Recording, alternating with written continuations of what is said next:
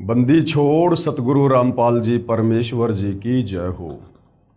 परमपिता परमात्मा सारी सृष्टि के रचनहार कुल मालिक असंख्य ब्रह्मांडों के स्वामी जगत गुरु तीनों लोकों में प्रवेश करके सबका धारण पोषण करने वाले राजाधिराज आत्माधार नाथों के नाथ देवों के देव महादेव सर्वेश्वर महेश्वर मृत्युंजय अजरो अमर आदि अनादि सनातनी प्रभु जगत पिता जगदीश्वर श्री श्री 1008 की उपाधि के वास्तविक अधिकारी अकाल मूर्त सौद स्वरूपी राम वासुदेव सर्वगतम वरम परम पूजे प्रथम पूजे परम संत परम पुरुष परम धनी परम दयालु सत्य कबीर हक्का कबीर अल्लाहु कबीर अल्लाहु अकबर बाखबर अल्लाह ताला जगत के तारणहार जगत के मुक्तिदाता जगत के जगन्नाथ हारे के सहारे हिंदुओं के राम मुसलमानों के अल्लाह सिखों के वाहिगुरु ईसाइयों के मसीह दया के सागर दयानिधि करुणा के सागर करुणानिधि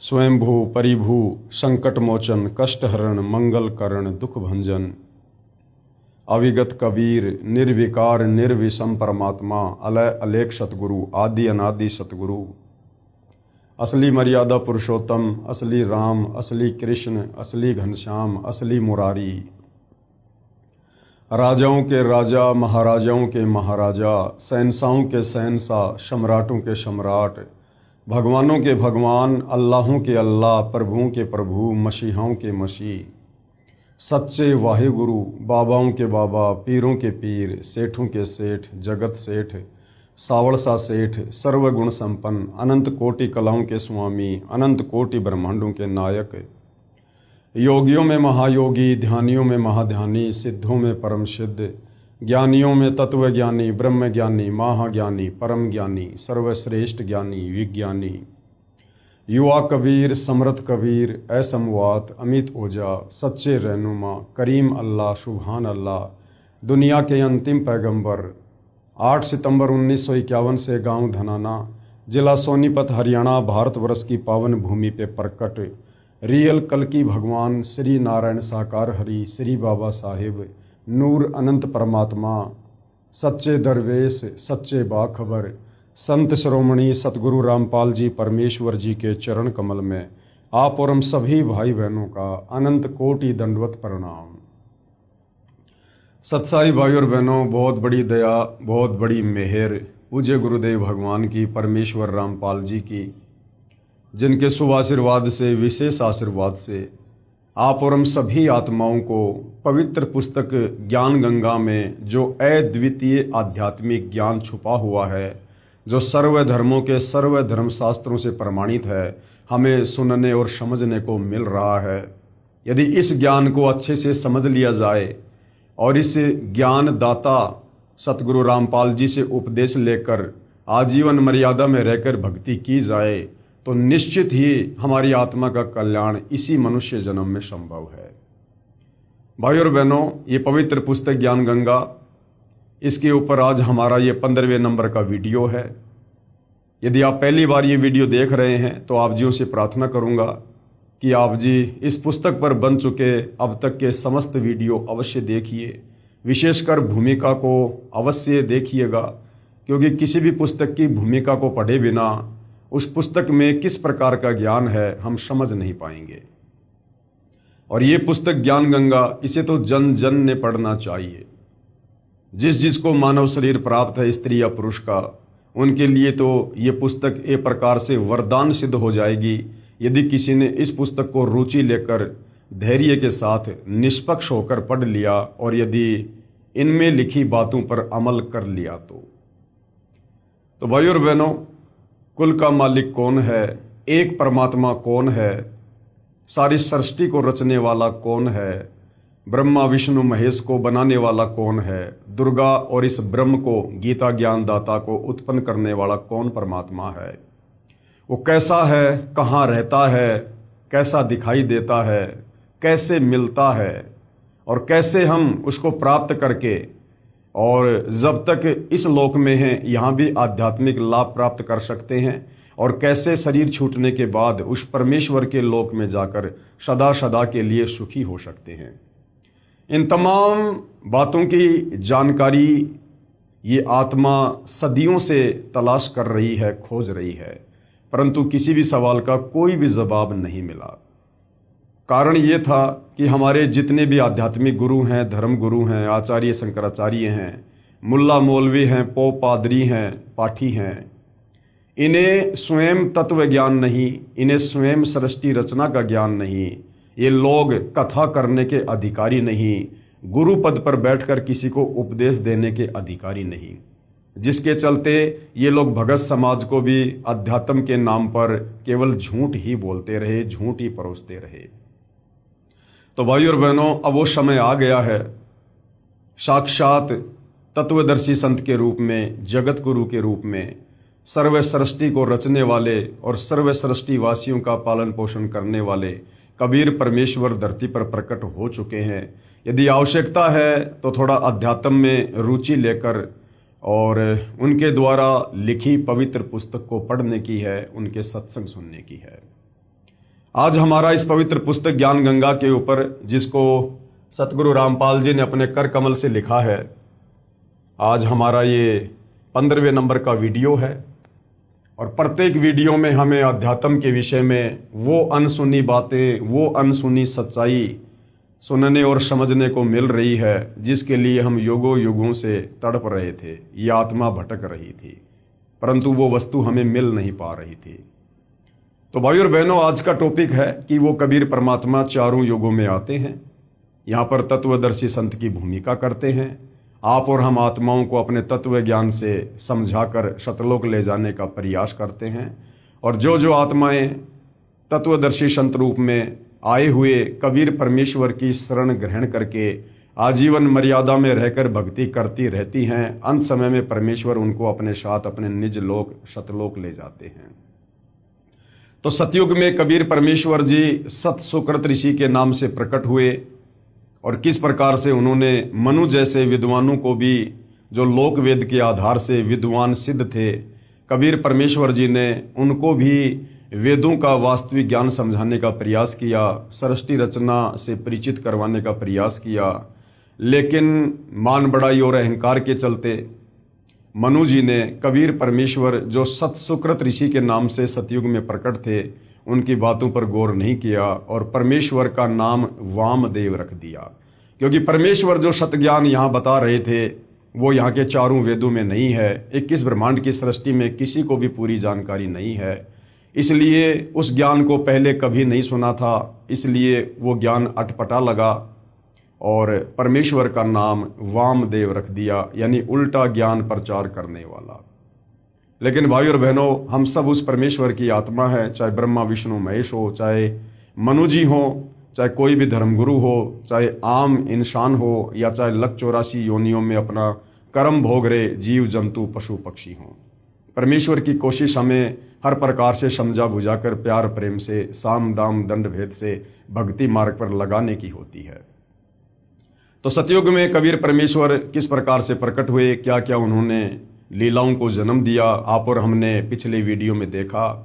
आज के वीडियो में हम देखेंगे कि वही कबीर परमेश्वर फिर त्रेता युग में मुनिंदर ऋषि के नाम से प्रकट होते हैं और किस प्रकार से परमेश्वर भिन्न भिन्न लीलाओं को जन्म देते हैं, आप और हमें अध्यात्म समझाते हैं।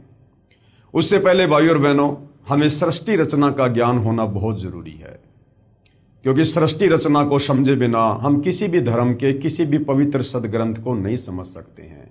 क्योंकि सृष्टि रचना भक्ति मार्ग में मास्टर की का काम करती है। जिस प्रकार एक मास्टर चाबी होती है, वो किसी भी प्रकार के ताले को खोल देती है, उसी प्रकार अध्यात्म की जो मास्टर की है वो सृष्टि रचना है कि परमेश्वर कौन है, कैसा है, कहाँ रहता है, कैसे उन्होंने सर्व ब्रह्मांडों की उत्पत्ति की, कैसे सूर्य चांद सितारे ग्रह नक्षत्र बनाए, कैसे ब्रह्मा विष्णु महेश की उत्पत्ति हुई, दुर्गा कौन है, दुर्गा का पति कौन है, ब्रह्मा विष्णु महेश के माता पिता कौन हैं, ये काल कौन है जिसको गीता में ब्रह्म कहा गया है, ये निराकार बनकर क्यों रहता है जबकि ये आकार में है, साकार है, मनुष्य दृश्य है, ये सबके सामने क्यों नहीं आता है। इन तमाम प्रकार के सवालों के जवाब, फिर आप और हम क्यों जन्म रहे हैं, क्यों मर रहे हैं, क्यों गधे कुत्ते सुअर बन रहे हैं, क्यों हमारी आंखों के सामने परिवार का परिवार तबाह हो जाता है। कोई नहीं चाहता कि मैं मरूं, मैं बूढ़ा हूं, लेकिन फिर भी हम मरते हैं, वृद्ध होते हैं, सारे कष्ट भोगते हैं। तो इन तमाम प्रकार के सवालों के जवाब आपको सृष्टि रचना समझने के बाद ही मिल सकते हैं, क्योंकि इन तमाम सवालों के जवाब हमारे धर्मशास्त्रों में हैं। चाहे आप मुस्लिम धर्म से हैं, हिंदू धर्म से हैं, सिख या ईसाई धर्म से हैं, उन धर्मों की पवित्र पुस्तकों में, ग्रंथों में इन तमाम सवालों के जवाब छुपे हुए हैं। लेकिन उनको समझने के लिए आपने पहले सृष्टि रचना को समझना पड़ेगा। तो भाइयों और बहनों, सतगुरु रामपाल जी ने अपने सत्संगों में बारंबार हमें सृष्टि रचना सुनाई है। इस पवित्र पुस्तक ज्ञान गंगा में भी उन्होंने सृष्टि रचना का समावेश किया है। सर्व धर्मों के धर्मशास्त्रों से फिर उस सृष्टि रचना को उन्होंने प्रमाणित किया है, जो बिल्कुल सत्य कथा है, नारायण कथा है, अमर कथा है। और इस सृष्टि रचना पर जब तक हमें विश्वास नहीं होगा, तब तक हम भक्ति मार्ग में आगे नहीं बढ़ सकते, हम अध्यात्म में सफल नहीं हो सकते। तो सृष्टि रचना को लेकर पूज्य गुरुदेव भगवान ने बताया कि सर्वप्रथम एक अनामी लोक था। उस अनामी लोक में कबीर परमात्मा स्वयं ही विराजमान थे। उस समय तक उन्होंने कोई भी आत्मा उत्पन्न नहीं की थी। उस परमेश्वर के और भी उपमात्मक नाम थे, सत्य पुरुष, शब्द स्वरूपी राम, अकाल मूरत, परम अक्षर ब्रह्म आदि आदि। उसके बाद कबीर परमेश्वर जी ने नीचे के 3 और अविनाशी लोक रचने का ख्याल किया, विचार किया, और अनामी लोक में बैठकर उस अनामी परमेश्वर ने, क्योंकि अनामी लोक में रहने के कारण कबीर परमेश्वर को अनामी पुरुष भी कहा जाता है, तो कबीर परमेश्वर जी ने अनामी लोक में बैठकर नीचे के 3 और अविनाशी लोकों की रचना की। सबसे पहले अगम लोक की रचना की, उसके बाद अलख लोक की रचना की, और फिर तीसरे नंबर पर सतलोक की रचना की। उसके बाद इन तीनों लोकों में वही कबीर परमेश्वर अपने रूप को रूपांतरण करते हुए सिंहासन पर विराजमान होते हैं। अगम लोक में विराजमान होने के कारण उस कबीर परमेश्वर को अगम पुरुष भी कहा जाता है। फिर अलख लोक में विराजमान होने के कारण उस कबीर परमेश्वर को अलख पुरुष कहा जाता है, और सत्यलोक में सिंहासन पर विराजमान होने के कारण उसी कबीर परमेश्वर को सत्य पुरुष की संज्ञा भी दी जाती है। उसके बाद कबीर परमेश्वर जी ने तीनों लोकों की रचना करके सर्वप्रथम सबसे नीचे के लोक सतलोक में सृष्टि को रचने की योजना बनाई। सर्वप्रथम कबीर परमेश्वर जी ने अपने एक वचन से 16 द्वीपों की रचना की। उसके बाद 16 शब्द उच्चारण किए और 16 पुत्रों की उत्पत्ति की, और अपने प्रत्येक पुत्र को एक एक द्वीप में रहने का आदेश दिया। उसके बाद कबीर परमेश्वर ने सतलोक में मानसरोवर की रचना की और भी काफ़ी रचनाएं की। उसके बाद कबीर परमेश्वर जी ने अपने 12वें नंबर के पुत्र अचिंत से कहा कि बेटा, मैं आपको वचन शक्ति देता हूँ, शब्द शक्ति देता हूँ, आप सतलोक में कुछ रचना करो। अचिंत ने कबीर परमेश्वर से शब्द शक्ति प्राप्त करके एक अक्षर पुरुष की उत्पत्ति की सृष्टि रचना में सहयोग देने के लिए। अक्षर पुरुष सतलोक में बने मानसरोवर में जाकर सो गया, क्योंकि वहाँ पर श्वासों से शरीर नहीं चलता है, वहाँ पर नूरी शरीर है, एक तत्व का शरीर है।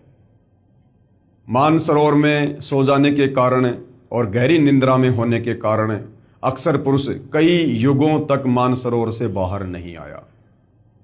अचिंत ने कबीर परमेश्वर से प्रार्थना की कि हे परमेश्वर, सृष्टि की रचना नहीं हो पा रही है, क्योंकि अक्षर पुरुष मानसरोवर में जाकर सो गया है और मैं उसे नहीं जगा पा रहा। तब कबीर परमेश्वर ने कहा कि बेटा, तुम सृष्टि रचना करने में सक्षम भी नहीं हो, समर्थ का काम उसी को साजे और करे तुम मूर्ख बाजे। तुम्हें एक छोटा सा ट्रेलर दिखाया गया था ताकि आगे चलकर मेरे द्वारा की जाने वाली किसी भी रचना में तुम किसी भी प्रकार से बाधक ना बनो, तुम्हें अपनी औकात का पता रहे। उसी समय कबीर परमेश्वर ने उस मानसरोवर के जल को अपने हाथ में लिया, अपनी वचन शक्ति से एक अंडा बनाया, उस अंडे में अपनी वचन शक्ति से एक आत्मा प्रवेश की और अक्षर पुरुष को जगाने के लिए अंडा मानसरोवर में छोड़ दिया। अंडा मानसरोवर में नीचे चला गया। अंडे की गड़गड़ाहट की आवाज से अक्षर पुरुष की निंद्रा भंग हुई। निंद्रा भंग होते ही अक्षर पुरुष ने गुस्से से अंडे की तरफ देखा और गुस्से के कारण अंडा दो भाग हो गया, यानी फूट गया। उसमें से एक आत्मा निकली जिसको ज्योति निरंजन का नाम दिया गया, क्योंकि जिस समय अंडे से वो आत्मा निकली थी उसमें तेज था, उसमें नूर था। उसी समय कबीर परमेश्वर जी ने आकाशवाणी की कि अक्सर पुरुष, आप निंद्रा में थे, आपको जगाने के लिए ये सारी क्रिया की गई है, आप दोनों मानसरोवर से बाहर आ जाओ। उसी समय दोनों आत्मा ज्योति निरंजन और अक्सर पुरुष मानसरोवर से बाहर आ जाते हैं और कबीर परमेश्वर ने कहा कि आप दोनों आत्मा, आप अचिंत के द्वीप में उसके साथ रहो।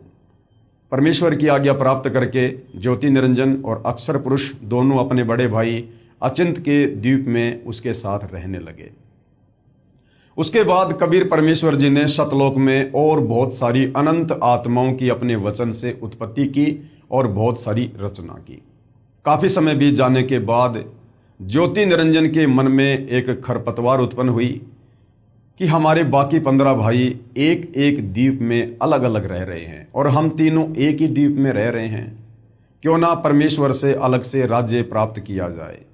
उसके लिए इस ज्योति निरंजन ने सतलोक में एक पैर पर खड़ा होकर तप करना शुरू कर दिया। कबीर परमेश्वर ने पूछा कि भाई ज्योति निरंजन, आप ये तप क्यों कर रहे हो, हट क्यों कर रहे हो? ज्योति निरंजन ने कहा कि पिताजी, मुझे कुछ अलग से राज्य दीजिए, मेरे लिए वो जगह थोड़ी है। और जिस समय भाई और बहनों ये ज्योति निरंजन सतलोक में एक पैर पर खड़ा होकर तप कर रहा था, उस समय आज आप और हम जितनी भी आत्माएं इस मृत लोक में, इस 21 ब्रह्मांड में, ब्रह्मा विष्णु महेश से लेकर आप और हम जैसे आम इंसान, 184 योनियों के जलचर, थलचर, नभचर जितने भी प्राणी हैं, गंदी नाली के कीड़े से लेकर ब्रह्मा विष्णु महेश तक, जो आज हम यहाँ पर दुख भोग रहे हैं, नरक भोग रहे हैं, जन्म और मरण के रोग में हैं, 184 योनियों का कष्ट भोग रहे हैं, हम सभी आत्माएं उस समय तप कर रहे उस ज्योति निरंजन के ऊपर आसक्त हो गए। कबीर परमात्मा ने हमें बीच बीच में बहुत सावधान किया कि बच्चों, ये नादान है, इसकी नादानी को मत देखो, ये अपने कर्म फोड़ रहा है। आप आत्माओं को किस बात की कमी है? आपको सर्व सुख है, सर्व सुविधा है, आप अपनी भक्ति करो, प्रेम से आराम से रहो, इस नादान की नादानी को मत देखो। हम आत्माएं ऊपर से तो सावधान हो गई, परंतु अंदर से जो कशक थी वो जो की त्यों ज्योति निरंजन के प्रति बनी रही। कबीर परमेश्वर ने देख लिया कि भाई बार बार समझाने के बावजूद भी ये अपनी हरकतों से बाज नहीं आ रहे हैं, ये पतिव्रता पद से नीचे गिर चुके हैं, इनकी आस्था अपने परमेश्वर से हटकर और एक अपने जैसे दो कोड़ी के जीव के ऊपर अधिक होती जा रही है। इसलिए कबीर परमेश्वर ने सोचा कि अब ये आत्मा सतलोक में रहने के लायक नहीं है। उधर से जब सत्तरयुग ज्योति निरंजन ने तप पूरा कर लिया तो कबीर परमेश्वर ने कहा, भाई आपको क्या चाहिए? ज्योति निरंजन ने कहा, पिताजी मुझे अलग से राज्य दे दीजिए। कबीर परमेश्वर ने उसके 70 युग के तप के बदले उसे सतलोक में 21 ब्रह्मांड दे दिए, जैसे कोई सेठ साहूकार पिता अपने बच्चे को 21 प्लाट दे देता है। उन 21 ब्रह्मांडों को प्राप्त करके ज्योति निरंजन फूला नहीं समाया और अपने उन ब्रह्मांडों में सैर करने लगा, घूमने फिरने लगा। काफ़ी समय बाद उसके मन में आया कि खाली प्लाटों का क्या करूँगा, इसमें कुछ रचना भी होनी चाहिए। उस रचना की सामग्री को प्राप्त करने के लिए ज्योति निरंजन ने सतलोक में फिर से एक पैर पर खड़ा होकर तप करना शुरू कर दिया।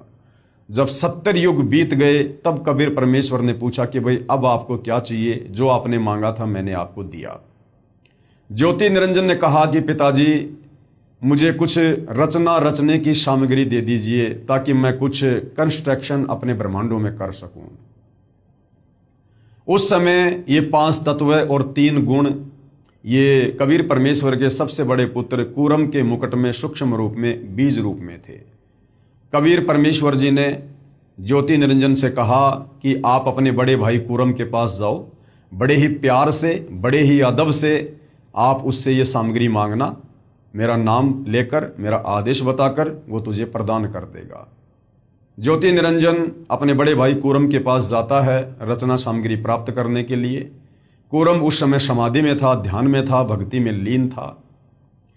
वहां जाकर ज्योति निरंजन ने आवाज दी कि भैया मुझे पिताजी ने भेजा है, तुम्हारे पास में सृष्टि को रचने की सामग्री है, वो मुझे चाहिए।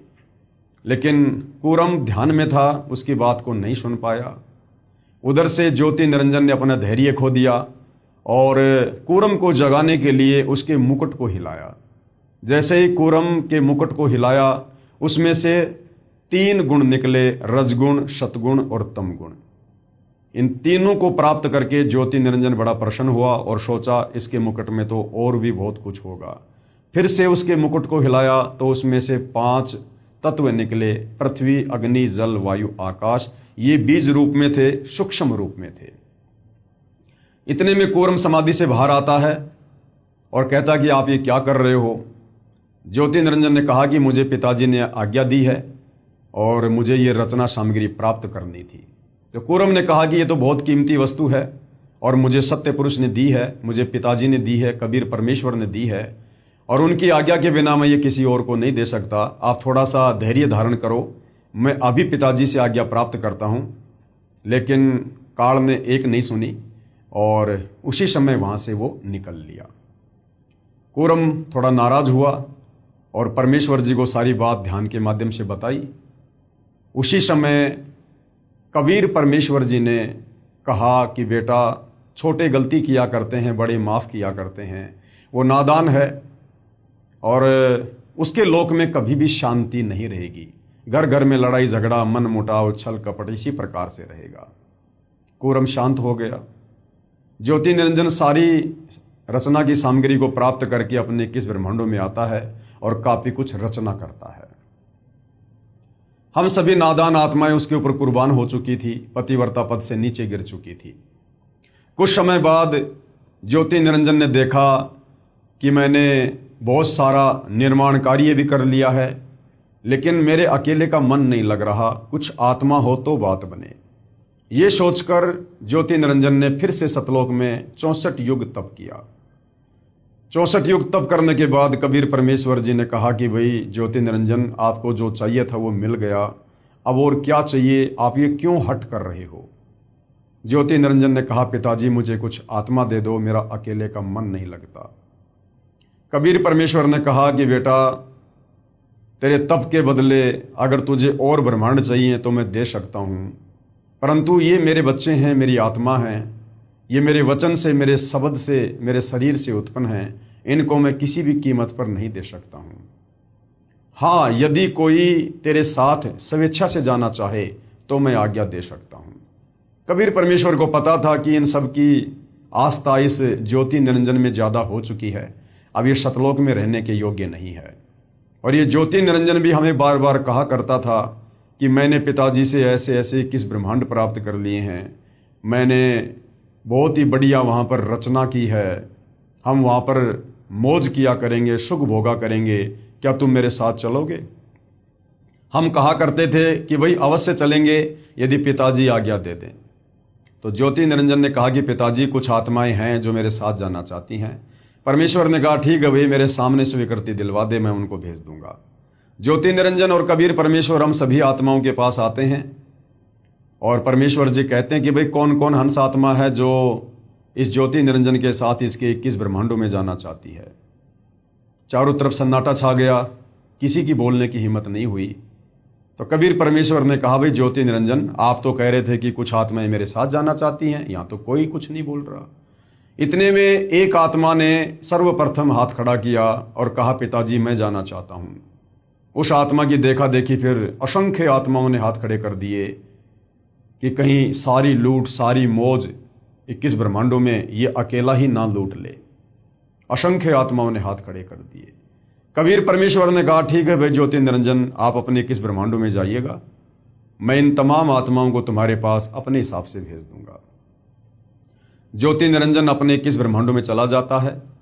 पीछे से कबीर परमेश्वर ने सर्वप्रथम जिस हंस आत्मा ने काल के साथ जाने के लिए हाथ खड़ा किया था, उसकी एक युवा लड़की बनाया, सुंदर लड़की बनाया। और हम जितनी भी आत्माएं थी, तमाम आत्माओं को परमेश्वर जी ने सूक्ष्म रूप में उस लड़की के अंतःकरण में डाल दिया, जिसका नाम उन्होंने अष्टंगी रखा, आस्ट्रा रखा, आदि माया रखा, जिसको आगे चलकर दुर्गा भी कहा गया। वही शेरा वाली माता दुर्गा। हम सभी आत्माओं को दुर्गा के अंतःकरण में सूक्ष्म रूप में डाल दिया और कहा, बेटी मैंने तुझे सब शक्ति दे दी है, जितनी आत्मा ज्योति निरंजन कहेगा तू उत्पन्न कर सकती है। उस समय उस आदि माया दुर्गा को जो है वो प्रजनन इंद्री नहीं थी, क्योंकि सतलोक में किसी को भी प्रजनन इंद्री नहीं है। और कबीर परमेश्वर ने अपने पुत्र सहजदास के द्वारा दुर्गा को ज्योति निरंजन के पास भिजवा दिया। सहजदास दुर्गा को ज्योति निरंजन के पास उसके 21 ब्रह्मांडों में छोड़कर आ जाता है और सारी बात बताकर आ जाता है। सहजदास के आने के बाद ज्योति निरंजन के मन में खरपतवार उत्पन्न हुई, क्योंकि पहले ही वो 3 गुण प्राप्त कर चुका था, जिसमें एक गुण है रजगुण। रजगुण के प्रभाव से वो विषय वासनाओं से ग्रस्त हुआ और लड़की के युवा रंग रूप को देखकर उस पर आसक्त हो गया और उसके साथ में बलात् करने का प्रयास करने लगा। दुर्गा ने कहा कि भाई आप ऐसा जुल्म ना करो, आप मेरे बड़े भाई हो, आपको परमेश्वर ने पहले अंडे से उत्पन्न किया है, बाद में हमें अपने वचन से किया है, आप मेरे बड़े भाई हो, भाई बहन का ये दुष्कर्म बहुत बड़ा पाप होगा। मेरे पास में सबद शक्ति है, आप जितनी आत्मा चाहोगे मैं उत्पन्न कर दूंगी। परंतु विषय वासनाओं से बहुत अधिक प्रभावित होकर इस ज्योति निरंजन ने दुर्गा की एक भी बात नहीं सुनी और अपने नाखूनों से जबरदस्ती अपनी सिद्धि से दुर्गा को स्त्री इंद्री लगाने का प्रयास किया। दुर्गा ने सूक्ष्म रूप बनाया और इस ज्योति निरंजन के मुख के माध्यम से उसके पेट में जाकर शरण ली और वहां से फिर कबीर परमेश्वर को याद किया कि हे पिताजी मेरी रक्षा करो। कबीर परमेश्वर वहां अपने पुत्र जोगजीत, जिसको योग संताइन भी कहते हैं, जो परमेश्वर के 16वें नंबर का पुत्र है, उसका रूप बनाकर वहां पर प्रकट होते हैं। और कबीर परमेश्वर जी इस ज्योति निरंजन से कहते हैं कि भाई ज्योति निरंजन, तूने बहुत बड़ी गलती की है, सतलोक में ऐसा गंदा कर्म करने की सोच रखने वाले को भी नहीं रखा जा सकता। मैं श्राप देता हूं आज के बाद तेरा नाम काल होगा। इतना कहते ही उसका पूरा शरीर काला हो गया, उसके लंबे लंबे दांत, ओछा माथा, विकराल चेहरा, और कहा कि आज के बाद तू 1 लाख मानव शरीरधारी आत्माओं के सूक्ष्म शरीर से निकली वासना को, गंध को, मैल को खाया करेगा। ये मैं तुझे श्राप देता हूं और इसी समय मेरे आदेश से तू अपने 21 ब्रह्मांडों को लेकर सतलोक से दूर चला जा। उसी समय विमान की तरह 21 ब्रह्मांड चल पड़े और सतलोक से 16 शंख कोश की दूरी पर आकर परमेश्वर की वचन शक्ति से, वैज्ञानिक जिसको गुरुत्वाकर्षण शक्ति कहते हैं, स्थिर हो गए और ये 5 तत्व, 3 गुण अपनी अपनी जगह पर स्थिर हो गए। सतलोक से 16 शंख कोश की दूरी पर आने के बाद इस ज्योति निरंजन ने दुर्गा से कहा कि दुर्गा, अब मैं अपनी मनमानी करूंगा, अब मेरा कौन क्या बिगाड़ लेगा, मुझे जो सजा मिलनी थी मिल चुकी है। और दुर्गा के साथ में जबरदस्ती करने का प्रयास करने लगा। दुर्गा ने फिर समझाया कि भाई देख, सर्वप्रथम तो तू मेरा बड़ा भाई है, मैं तेरी छोटी बहन हूं, उसके बाद मैं तेरे पेट से बाहर आई हूं, मैं तेरी बेटी हुई, बाप बेटी का, भाई बहन का ये कुक्रम महापाप का भागी होगा, आप ऐसा ना करो।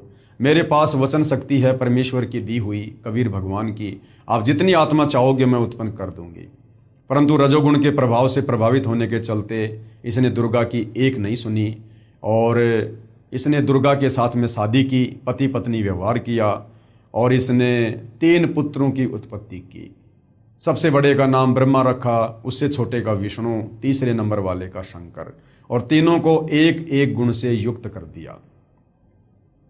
और इसने अपने इन 21 ब्रह्मांडों को 4 महाब्रह्मांडों में सेट कर दिया।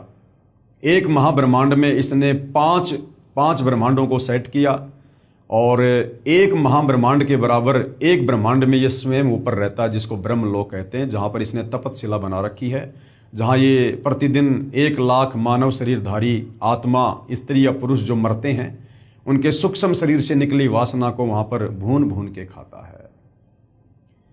और उसके बाद तीनों पुत्रों को इस काल ने अचेत कर दिया।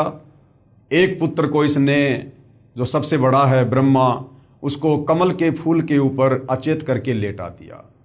दूसरे वाले पुत्र विष्णु को शेषनाग की सैया के ऊपर अचेत करके लेटा दिया। तीसरे नंबर के पुत्र शिवजी को, शंकर को इसने कैलाश पर्वत पर अचेत करके बैठा दिया और दुर्गा से कहा कि दुर्गा, तुम इनकी अचेत अवस्था में तुम इनकी परवरिश करो और मेरे आदेश से तुम इनको चेतना में लाना। उसके बाद इस काल ने दुर्गा से कहा कि दुर्गा, 3 पुत्रों की उत्पत्ति हो चुकी है, तीनों पुत्र एक एक गुण युक्त हो चुके हैं। अब तुम इन तीनों पुत्रों के माध्यम से आगे सृष्टि की रचना करो, मेरे भोजन की व्यवस्था करो, जीवों की उत्पत्ति करो। और काल ने कहा कि आज के बाद मैं किसी को भी दर्शन नहीं दूंगा। दुर्गा ने कहा, क्या तुम अपने तीनों पुत्रों को भी दर्शन नहीं दोगे? तो ब्रह्म, गीता जी में जिसको ब्रह्म कहा गया है, ये ज्योति निरंजन काल, इसको क्षर पुरुष भी कहते हैं। क्षर का मतलब होता है नाशवान, जिसका जन्म और मरण हो। तो इस ब्रह्म अर्थात काल ने कहा कि मैं अपने तीनों पुत्रों को भी दर्शन नहीं दूंगा, ये मेरी मजबूरी है। यदि मैंने इनको दर्शन दे दिए तो ये मेरे वास्तविक रूप से परिचित हो जाएंगे और फिर ये सवाल करेंगे कि आपका इतना भूंडा चेहरा कैसे है। और सच पता चलने पर कि मुझे रोजाना 1 लाख मानव शरीरधारी आत्माओं को खाना पड़ता है, तो ये कभी भी मेरे लिए संतान उत्पत्ति नहीं करेंगे, जीवों की उत्पत्ति नहीं करेंगे, इस पाप में भागी नहीं बनेंगे। तो ये अपने पुत्रों को भी दर्शन नहीं देता है। और इसने दुर्गा से कहा कि दुर्गा, अब तुम तीनों पुत्रों को सचेत करो। दुर्गा ने तीनों पुत्रों को सचेत किया और तीनों को आपस में इकट्ठा किया और काल के आदेश से दुर्गा तीनों पुत्रों को समुद्र मंथन पर लेकर गई। समुद्र मंथन पर ले जाकर सर्वप्रथम काल ने वहां पर 4 वेद जो है वो प्रकट किए और काल के आदेश से दुर्गा ने 4 वेद ब्रह्मा जी को दे दिए। ब्रह्मा जी ने जब वेदों को पढ़ा तो पता चला कि कोई और है ब्रह्म, कोई ब्रह्म है, वो सहशरीर है, तेजोमय शरीर है। उससे पहले जब ये ब्रह्मा दुर्गा से पूछा करता था कि हमारा पिता कौन है, तो ये दुर्गा काल के डर से सच नहीं बताती थी और कह देती थी कि बेटा मैं तेरी माँ हूँ, मैं तेरा पिता हूँ। लेकिन जब ब्रह्मा जी ने वेदों में पढ़ा कि कोई और ब्रह्म है जो आकार में है, साकार है, मनुष्य जैसा है, उसको प्राप्त किया जा सकता है, तो ब्रह्मा ने कहा कि माँ मुझे तेरी बातों पर अब यकीन नहीं है। पहले जब मैं पूछा करता था हमारा पिता कौन है तो आप कहती थी कि मैं ही तेरा पिता हूं। अब जब मैंने वेद पढ़ लिए, वेदों में लिखा है, अब मैं पूछ रहा हूं तो आप कह रही हो कि तुम्हारा पिता है लेकिन वो दर्शन नहीं देगा। माँ मुझे आपकी इस बात पर यकीन नहीं है, मैं तो अपने पिता के दर्शन करके रहूंगा। दुर्गा ने कहा यदि तुझे तेरे पिता ने दर्शन नहीं दिए तो क्या करेगा? ब्रह्मा ने कहा कि मैं आपको शक्ल भी नहीं दिखाऊंगा।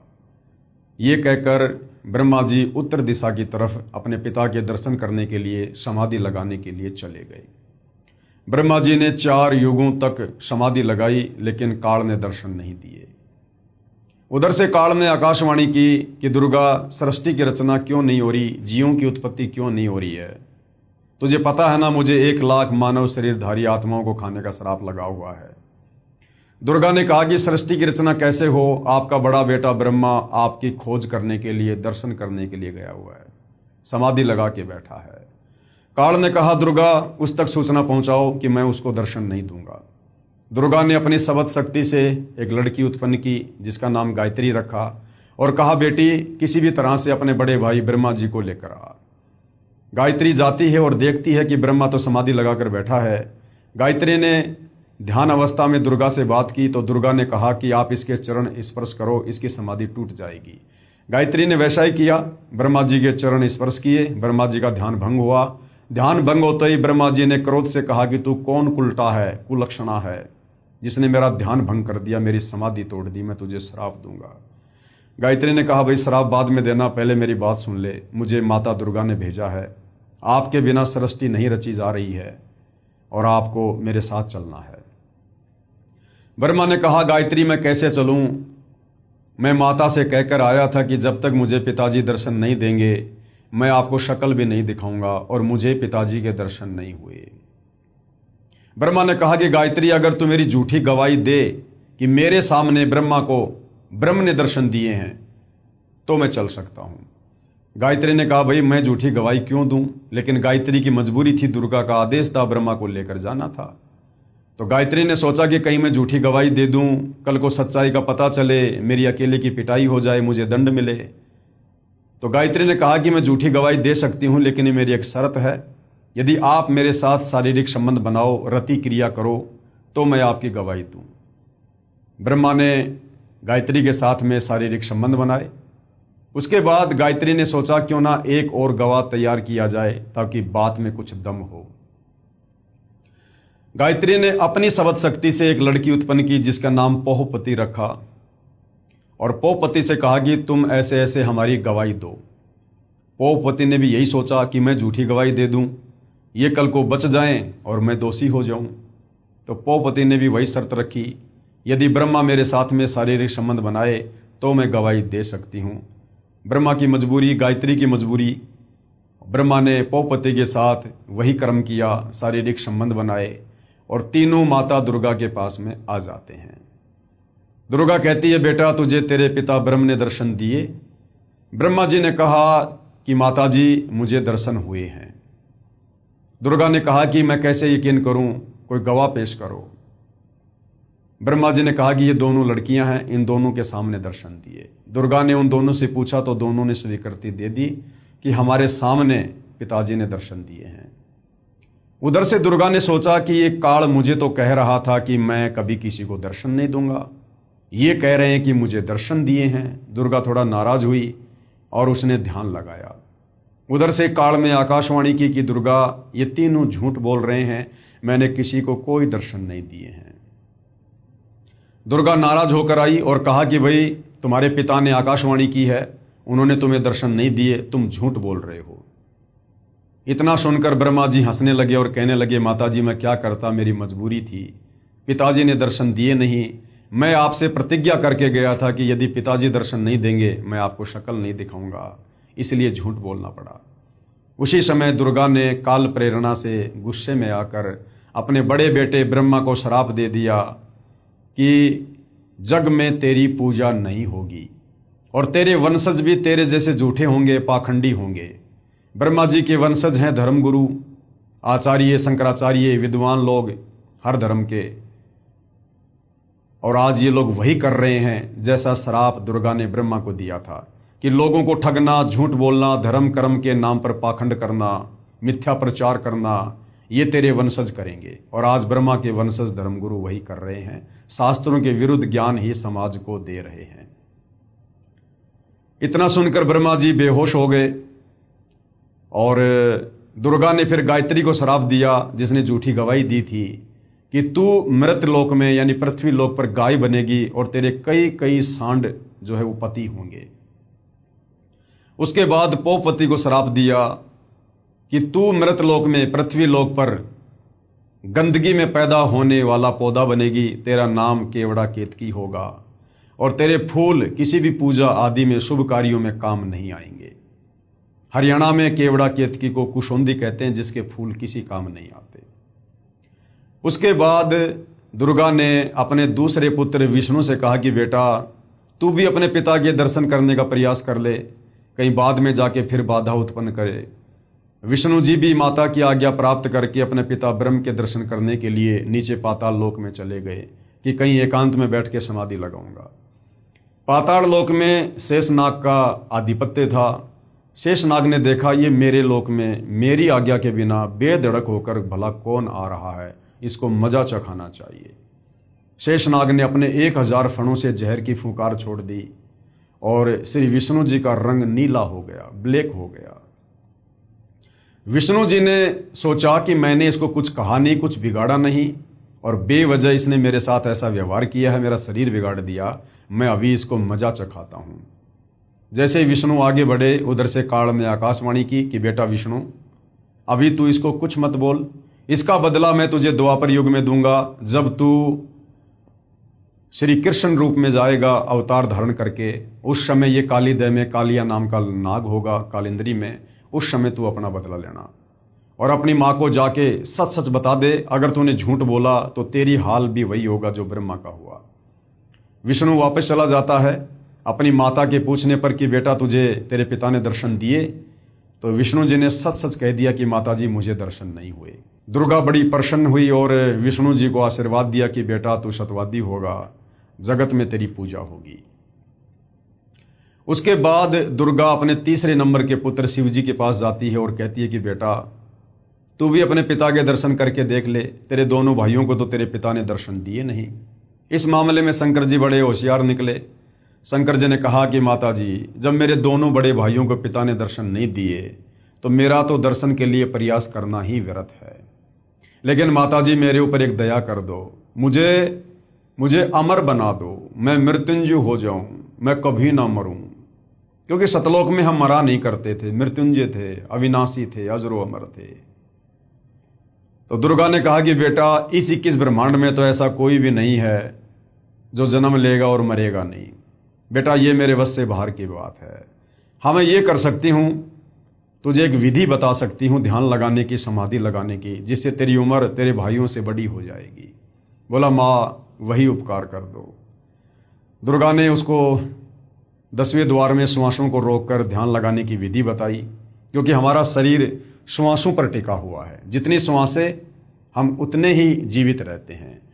तो शंकर जी हम देखते हैं ज़्यादातर समाधि में रहते हैं 10वें द्वार में जाकर और अपनी श्वासों को रोककर ध्यान लगाते हैं, जिस कारण से इनकी लंबी उम्र है। कंप्लीट प्रोसीजर होने के बाद काल ने दुर्गा से कहा कि दुर्गा अब इन तीनों को एक बार फिर से समुद्र मंथन पर लेकर जा और जो जो वस्तु इनको निकले आप इनको दो, आप इनकी शादी करो। दुर्गा अपने तीनों पुत्रों को लेकर समुद्र मंथन पर जाती है। समुद्र मंथन होता है और वहां पर दुर्गा स्वयं जल के अंदर छुप जाती है और अपने 3 रूप धारण करती है। समुद्र मंथन होने के बाद में दुर्गा पूछती है कि बच्चों पहले क्या वस्तु निकली। तो ब्रह्मा जी ने कहा कि ये 3 लड़कियां निकली हैं। सबसे पहले ये वाली लड़की निकली है। दुर्गा ने उसका नाम सावित्री रखा और कहा कि आज से ब्रह्मा ये तेरी पत्नी होगी और तुम अपने लोक में जाकर और खुशी खुशी रहो। दूसरे नंबर पर जो लड़की निकली उसका नाम सावित्री रखा और विष्णु जी से शादी कर दी और विष्णु लोक में भेज दिया। तीसरे नंबर पर जो लड़की निकली थी उसका नाम उमा रखा, पार्वती शंकर जी से शादी कर दी और कहा बेटा जाओ। उधर से काल ने पहले ही तीनों को एक एक गुण से युक्त कर दिया था, रजगुण ब्रह्मा, सतगुण विष्णु और तमगुण शंकर। और उसके बाद में ये नीचे की सृष्टि शुरू हो जाती है, जीवों की उत्पत्ति का कार्य शुरू हो जाता है। प्रतिदिन 1.25 लाख ये दुर्गा उत्पन्न करती है और 1 लाख प्रतिदिन शंकर जी जीवों को मार मार के संहार करके किसी भी प्रकार से लड़ाई झगड़े में, मनमुटाव में, एक्सीडेंट में, युद्ध में अपने पिता काल का भोजन तैयार करता है। इस प्रकार से भाइयों और बहनों ये 21 ब्रह्मांड वाली सृष्टि इस काल की, ज्योति निरंजन की, क्षर पुरुष की यहाँ पर चल रही है। यानी आप और हमें समझ में आ जाना चाहिए कि हम यहाँ पर केवल जेल भोग रहे हैं, क्योंकि जो गलती हमने सतलोक में अपने पिताजी के साथ की थी, पतिव्रता पद से नीचे गिर के काल पे आसक्ति करके, हम उसकी सजा भोगने के लिए यहाँ पर आए हुए हैं। अन्यथा ये हमारा कोई ससुराल नहीं है। और हम जन्म मरण के चक्कर में 184 योनियों में कष्ट भोग रहे, कभी नरक में कष्ट भोग रहे, तपस्या पर काल हमें भून भून के खाता है। असहनीय पीड़ाओं का सामना करना पड़ता है। और ये काल यहाँ कोई बिजनेस करने नहीं आया है। इसने सतलोक में जो तप करके गलती की और दुर्गा के साथ जिस प्रकार से दुर्व्यवहार करने का प्रयास किया उस सच्चे लोक में, उसकी सजा इसने पाई। और यहाँ पर प्रतिदिन 1 लाख मानव शरीरधारी आत्माओं के सूक्ष्म शरीर से निकली गंध को, मैल को ये खाता है। उसके लिए ये यहाँ पर अपने तीनों पुत्रों के द्वारा दुर्गा के माध्यम से जीवों की उत्पत्ति करवाता है और उनका संहार करवाता है। और विष्णु के माध्यम से सबको मोह ममता में बांध के स्थिति को बना के रखता है। तो इस प्रकार से भाइयों और बहनों इस काल की ये सृष्टि यहाँ पर चल रही है। उसके बाद सतलोक में जो अक्षर पुरुष था, जो अक्षर पुरुष उस ज्योति निरंजन और अचिंत के साथ एक द्वीप में रहा करता था, अक्षर पुरुष के मन में आया कि क्षर पुरुष यहां से जा चुका है, ज्योति निरंजन यहां से जा चुका है 21 ब्रह्मांड लेके, और वो तो बहुत ज्यादा मौज मस्ती कर रहा होगा, बड़े सुख भोग रहा होगा, बड़े आनंद में होंगे लोग जो उसके साथ गए हैं। ये सोचकर अक्षर पुरुष ने भी सतलोक में जो भक्ति करते हैं, सार नाम का जाप करते हैं, सार नाम का जाप भी किया और साथ में चिंतित रहने लगा, व्याकुल रहने लगा अपने साथी ज्योति निरंजन की याद में। कबीर परमेश्वर ने उसे भी सावधान किया कि बेटा आप ये गलती ना करो, आप पतिव्रता पद से नीचे मत गिरो, आपको यहां पर सर्व सुविधा है, आपको जो चाहिए आप बोलो, आप एक जीव के ऊपर आसक्त क्यों हो रहे हो। लेकिन अक्सर पुरुष भी अपनी हरकतों से बाज नहीं आया। काफी समय बाद कबीर परमेश्वर ने पूछा कि बता तुझे क्या चाहिए। अक्सर पुरुष ने कहा कि पिताजी मुझे भी अलग से राज्य प्रदान कर दो। कबीर परमेश्वर ने अक्सर पुरुष को 7 शंख ब्रह्मांड दे दिए। नील शंख, 7 शंख ब्रह्मांड। 7 शंख ब्रह्मांडों को प्राप्त करके अक्सर पुरुष भी बड़ा प्रसन्न हुआ। उधर से सतलोक में जो अन्य आत्माएं थी जिन्होंने पहले काल के साथ 21 ब्रह्मांड में जाने की स्वीकृति नहीं दी थी, हाथ खड़ा नहीं किया था, लेकिन सब कुछ देख रहे थे, उन आत्माओं के मन में भी रह रहकर विचार आने लगा कि काश हम भी हाथ खड़ा कर देते तो हम भी आज काल के साथ, ज्योति निरंजन के साथ 21 ब्रह्मांड में होते और हम सर्व सुख भोगते। ऐसा उन्होंने क्यों सोचा? क्योंकि उन्हें केवल इतना ही पता था कि ज्योति निरंजन यहां से 21 ब्रह्मांड और बहुत सारी आत्माओं को लेकर अलग से राज्य कर रहा है और वो तो बड़े सुख भोग रहा होगा। उन्हें इस बात का नहीं पता था कि किस प्रकार से परमेश्वर ने उसको श्राप देकर और सजा काटने के लिए यहां से बाहर भेजा है और उस लोक में आत्माएं कैसे कैसे नरक भोग रही हैं। आज आप और हमें पता है हम कितना सुख भोग रहे हैं, जन्म मरण के चक्कर में पड़े हैं। मनुष्य जन्म में भी हम सुखी नहीं हैं। कभी एक्सीडेंट हो जाता है, कभी आंख फूट जाती है, पैर टूट जाता है, लकवा मार जाता, बीमार हो जाते हैं, आंखों के सामने बेटा बेटी मर जाते हैं, हमारी अकाल मृत्यु हो जाती है। उसके बाद लक 84 योनि में गधे, कुत्ते, सुअर, कीट पतंग, गंदे नाले का कीड़ा बनकर दुख भोगते हैं। कुत्ता बनकर टट्टी खाते हैं, सुअर बनकर लैट्रिन खाते हैं, गोबर खाते हैं। फिर हमें नरक में ठोका जाता है, नरक में असहनीय पीड़ा भोगते हैं और हर मनुष्य जन्म के बाद हम तपतशिला पर जाते हैं। काल हमें भून भून कर हमारी वासना निकाल कर खाता है। इस बात की जानकारी सतलोक में रहने वाली अन्य आत्माओं को नहीं थी। उन्होंने सोचा वो तो सुख भोग रहे होंगे, जो सुख शायद सतलोक में भी ना हो। ये सोचकर वो आत्माएं भी चिंतित रहने लगी और अक्सर पुरुष जब चिंतित रहता था तो उसकी चिंता पर आसक्त हो गए कि देखो किस प्रकार से ये उन्मुना सा रहता है, ना किसी से ज्यादा बोलता ना चलता और किस प्रकार से यादों में खोया रहता है। यानी साथ में अक्सर पुरुष के ऊपर भी आत्माएं आसक्त हो गई। परमेश्वर ने उन आत्माओं को भी बहुत ज्यादा सावधान किया, लेकिन वो भी अपनी हरकतों से बाज नहीं आए और पतिव्रता पद से नीचे गिरते चले गए। अंत में अक्सर पुरुष ने कहा जी मुझे कुछ आत्माएं दे दो, मैं अकेला कैसे रहूंगा। कबीर परमेश्वर ने कहा भाई यदि कोई तेरे साथ जाना चाहेगा तो भेज दूंगा, बाकी अपनी तरफ से मैं अपने बच्चों को आपके पास नहीं भेजूंगा। अक्सर पुरुष को पता था कि बहुत सारी आत्माएं मेरे ऊपर आसक्त हैं, मेरे साथ जाना चाहती हैं। उसने कहा पिताजी बहुत सारी आत्माएं मेरे साथ जाना चाहती हैं। कबीर परमेश्वर ने कहा ठीक है भाई, आप मेरे सामने हाँ भरवा दो, मैं आज्ञा दे दूंगा। अक्सर पुरुष और कबीर परमेश्वर दोनों उन आत्माओं के पास गए और कहा भी कौन कौन है जो अक्सर पुरुष के साथ इसके 7 संग ब्रह्मांडों में जाना चाहती हैं। काफी समय तक सन्नाटा छाया रहा, किसी ने हाथ खड़ा नहीं किया। अंत में दुर्गा की तरह एक आत्मा ने दुस्साहस किया, हाथ खड़ा किया और कहा पिताजी मैं जाना चाहता हूं। कबीर परमेश्वर ने कहा ठीक है भाई। बाकी देखम देखा अनंत आत्माओं ने भी हाथ खड़े कर दिए कि कहीं हम तो पहले ही रह गए थे, हमने पिछली बार भी हाथ खड़ा नहीं किया था, अब की बार रह गए तो कहीं मामला न बिगड़ जाए। अनंत आत्माओं ने हाथ खड़ा कर दिया।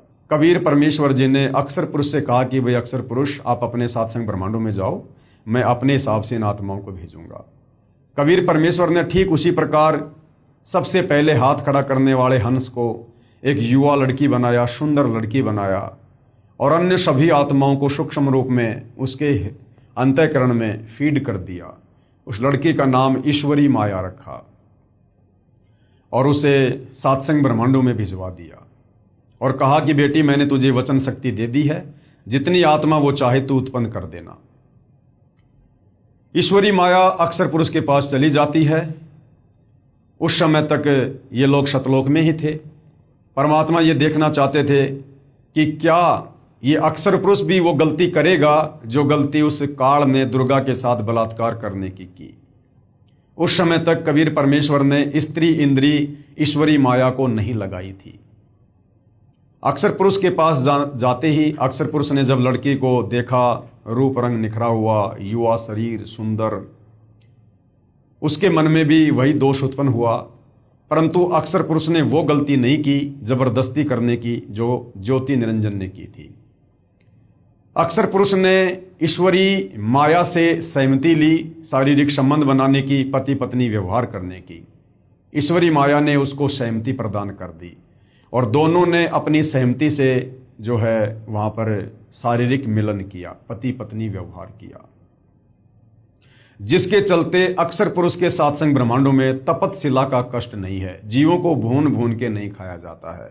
बाकी कष्ट ज्यों के त्यों जो 21 ब्रह्मांड में है, जन्म और मरण का, काम धंधा करके खाना पीना, और ये लक 84 योनियों में गधा कुत्ता शुअर, कभी आंख फूटना, कभी एक्सीडेंट होना, और नरक में जाना, राग द्वेष ईर्ष्या मान बढ़ाई छल कपट निंदा चुगली चोरी जारी, सब कुछ ऐसी व्यवस्था अक्सर पुरुष के सात्संग ब्रह्मांडों में है। केवल तपतशिला का कष्ट नहीं है, ये आत्माओं को खाता नहीं है, क्योंकि इसने वो गलती नहीं करी जो गलती काल ने दुर्गा के साथ सतलोक में जबरदस्ती करके की थी। तो इस प्रकार से कबीर परमेश्वर ने सतलोक के ही एक कोने में अलग से और सात्संग ब्रह्मांडों को बांध कर रख दिया। अपनी मर्जी से वापस सतलोक में ना तो अक्सर पुरुष आ सकता, ना ईश्वरी माया आ सकती, और ना वो तमाम आत्माएं जो उसके सात्संग ब्रह्मांडों में है। इस प्रकार से कबीर परमेश्वर ने इस संसार रूपी वृक्ष की रचना की, जिसका जिक्र गीता जी अध्याय 15 श्लोक नंबर 1 से 4 में है कि अर्जुन, जो संत महात्मा इस संसार रूपी वृक्ष के प्रत्येक विभाग को बता दे कि कौन भगवान कैसा है, किसकी कितनी क्षमता है, सृष्टि की रचना कैसे हुई है, ये 21 ब्रह्मांड कैसे उत्पन्न हुए, सात्संग ब्रह्मांड कहाँ से आए हैं, जो इस संसार रूपी वृक्ष को सभी विभागों सहित बता दे, तत्व ज्ञान से बता दे, पूरी सृष्टि रचना को समझा दे, वो तत्वदर्शी संत महात्मा है। उसकी शरण में जाकर भक्ति करने से आप मेरे यानी काल के 21 ब्रह्मांडों से मुक्त होकर वापस सतलोक जा सकते हो। तो भाई और बहनों, वो परम शक्ति, वो परम पुरुष, महापुरुष, वो तत्वदर्शी संत वर्तमान में आज धरती पर सतगुरु रामपाल जी हैं, जिन्होंने संसार रूपी पीपल की वृक्ष का चित्र बनाकर अपने सत्संगों में हमें पूरी सृष्टि रचना को समझाया है। जो सृष्टि रचना आपने अभी अभी मौखिक सुनी, और जो सृष्टि रचना कंप्लीट इस पवित्र पुस्तक ज्ञान गंगा में लिखी हुई है, जिस पर वीडियो बन चुके हैं, जो सर्व धर्मों के सर्व पवित्र धर्म शास्त्रों से प्रमाणित है। उसके बाद भाइयों और बहनों, जब हम यहाँ काल के किस ब्रह्मांड में आकर असहनीय पीड़ा भोगने लगे, कष्ट भोगने लगे, गधे कुत्ते सुअर बनने लगे, आत्मा रोने लगी, अपने परम पिता को याद करने लगी। हम चाहे किसकी भी भक्ति करते हैं, चाहे कोई माता की, चाहे कोई ब्रह्म की, चाहे कोई देवी देवताओं की, चाहे वैसे कोई मंदिर में जाता है, और जब कोई विशेष आपत्ति आती है तो हम आत्मा से पुकार करते हैं कि हे परमात्मा रक्षा करो, हे सबके मालिक, हे सच्चे मालिक। क्योंकि आत्मा को पता है कि हमारा मालिक कोई और है, ये देवी देवता नहीं है, ये पत्थर पानी नहीं है। तो जब आत्मा यहाँ पर दुख उठाने लगी लक 84 योनियों में, तपतशिला पर और नरक में, तो आत्मा की पुकार को सुनकर हमें दुखी होता देखकर कबीर परमेश्वर सतलोक से चलकर और अपने पुत्र जोगजीत का रूप बनाकर काल के 21 ब्रह्मांड में आए, और सर्वप्रथम कबीर परमेश्वर की मुलाकात जोगजीत रूप में 21वें ब्रह्मांड पर तपतशिला के पास इस काल से ज्योति निरंजन से हुई, जहां पर ये गुप्त रहता है। इसने सौगंध खा रखी है कि मैं आज के बाद अपने ओरिजिनल काल रूप में किसी को भी दर्शन नहीं दूंगा। जिस कारण से साधु संत महात्मा ऋषि, बड़े बड़े वेदों के विद्वान ओम नाम की साधना भी कर करके थक गए, ध्यान लगा के भी थक गए, लेकिन काल ने दर्शन नहीं दिए। खुद ब्रह्मा जी ने 4 युग समाधि लगाई, लेकिन काल ने दर्शन नहीं दिए। फिर यहाँ घंटे 2 घंटे की साधना से भला ये किसको दर्शन देगा। तो इस प्रकार से फिर लोगों ने निष्कर्ष निकाल लिया कि वो ब्रह्म जो है वो निराकार है, वो दिखाई नहीं देता, जबकि वो साकार है, सशरीर है, मनुष्य आकार में है, 21वें ब्रह्मांड में रहता है, अव्यक्त रहता है, लेकिन उसने सौगंध खा रखी है कि मैं किसी को दर्शन नहीं दूंगा। जिस कारण से साधना करते करते जब उसके दर्शन नहीं हुए, तो साधु संत महात्मा ऋषियों ने अपना निष्कर्ष दे दिया कि परमात्मा निराकार है, वो दिखाई नहीं देता। और सब इसी थ्योरी पर सेट हो गए कि वास्तव में परमात्मा तो दिखाई नहीं देता, वो तो निराकार है, जबकि वो साकार है, दिखाई देता है। लेकिन उसकी प्राप्ति की विधि इन चारों वेदों में नहीं है। उसकी विधि सूक्ष्म वेद, पांचवें वेद में है, जो ज्ञान कबीर परमात्मा खुद ही चलकर आकर धरती पर देता है। तो कबीर परमेश्वर प्रथम बार काल के 21वें ब्रह्मांड में तपतशिला के पास इस काल बलि से मिले। दोनों में कुछ एग्रीमेंट हुआ, जिसमें एक एग्रीमेंट था कि परमेश्वर आप तीनों युगों में जीव थोड़े लेके जाना, सतयुग, त्रेता, द्वापर में। चौथे युग कलयुग में आप जितने मर्जी जीव लेकर जाना।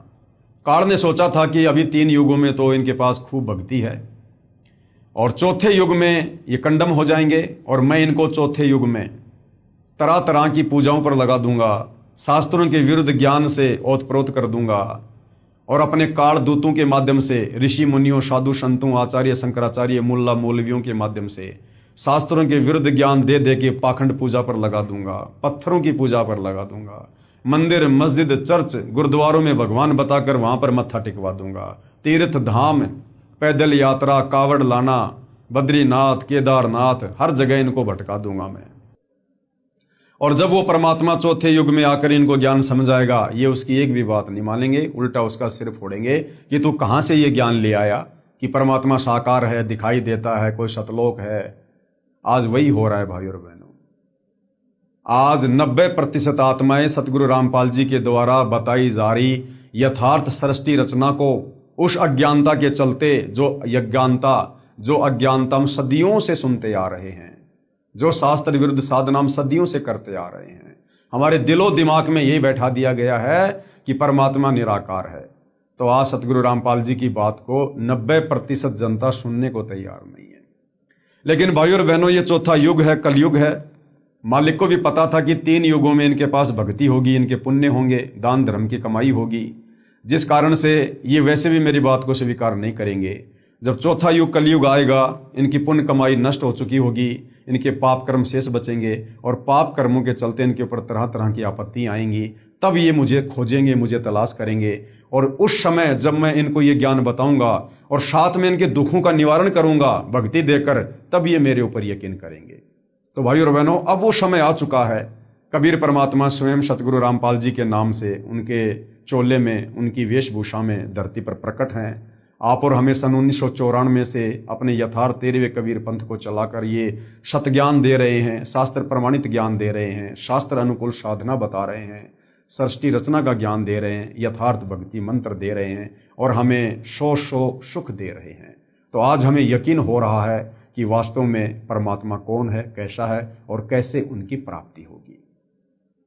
तो भाई और बहनों, पिछले वीडियो में हमने देखा, जो पवित्र पुस्तक ज्ञान गंगा में लिखा हुआ है, कि कबीर परमात्मा अपनी आत्माओं की पुकार को सुनकर, उनके कष्टों को देखकर, वो दयालु परमात्मा सतलोक से चलकर पृथ्वी पर प्रकट होता है, तत्वदर्शी संत की भूमिका करता है, जगत गुरु की भूमिका करता है, सतगुरु बनकर हमें सच्चा ज्ञान देता है, सृष्टि रचना बताता है।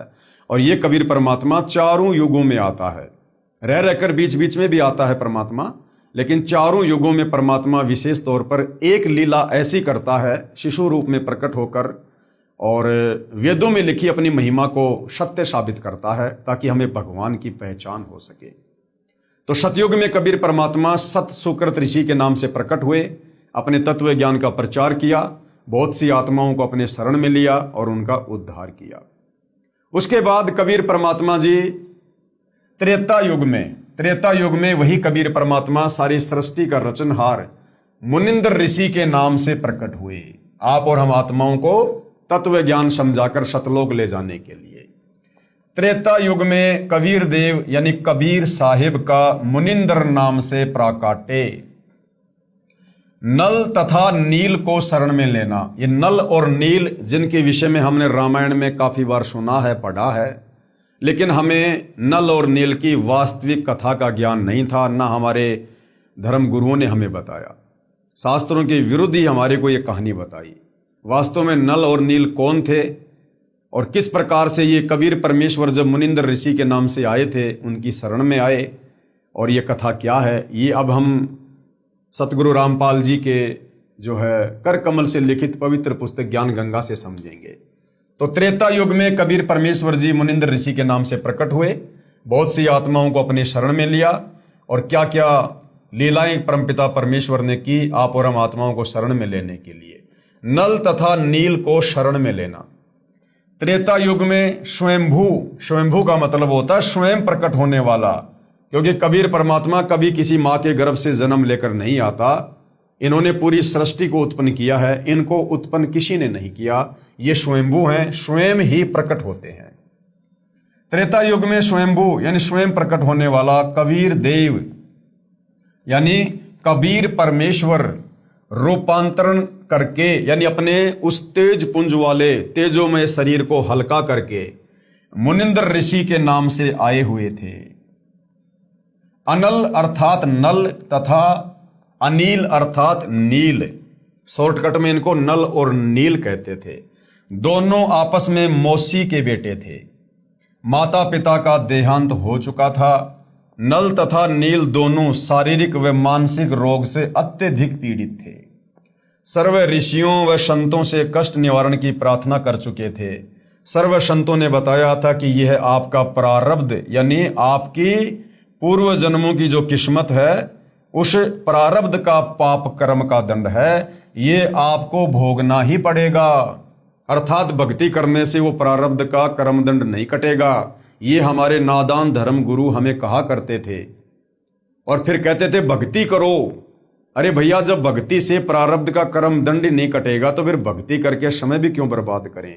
तो ये अज्ञानी थे भाइयों और बहनों, इनको शास्त्रों का ज्ञान नहीं था, परमात्मा के विधान का ज्ञान नहीं था, और कहते थे कि नल और नील इसका कोई समाधान नहीं है, ये कष्ट आपने भोगना ही पड़ेगा। दोनों दोस्त जीवन से निराश होकर मृत्यु का इंतजार कर रहे थे। एक दिन दोनों को मुनिंद्र नाम से प्रकट पूर्ण परमात्मा का सत्संग सुनने का अवसर प्राप्त हुआ।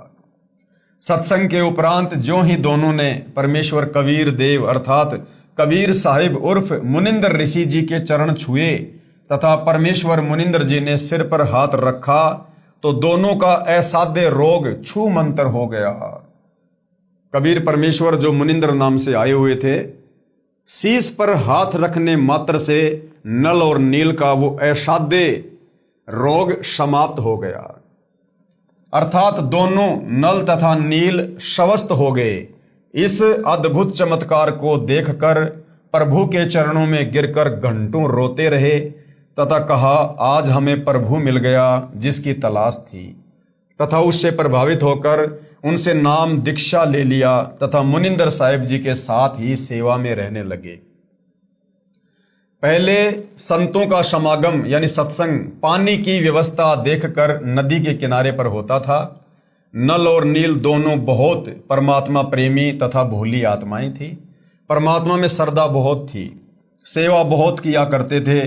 समागमों में रोगी व वृद्ध व विकलांग भक्तजन आते तो उनके कपड़े धोते तथा बर्तन साफ करते, उनके लोटे और गिलास मांज दिया करते थे।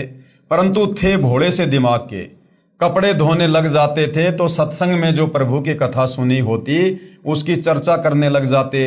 वे दोनों प्रभु चर्चा में बहुत मस्त हो जाते और वस्तुएं दरिया के जल में डूब जाती। उनको पता भी नहीं चलता, किसी की 4 वस्तु लेकर जाते तो 2 वस्तु वापस ला कर देते।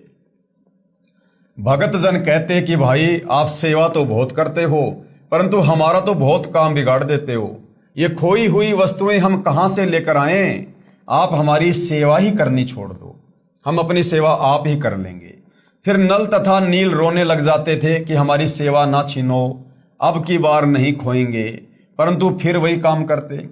फिर प्रभु की चर्चा में लग जाते और वस्तुएं यानी जो कपड़े थे बर्तन थे वो दरिया के जल में डूब जाती।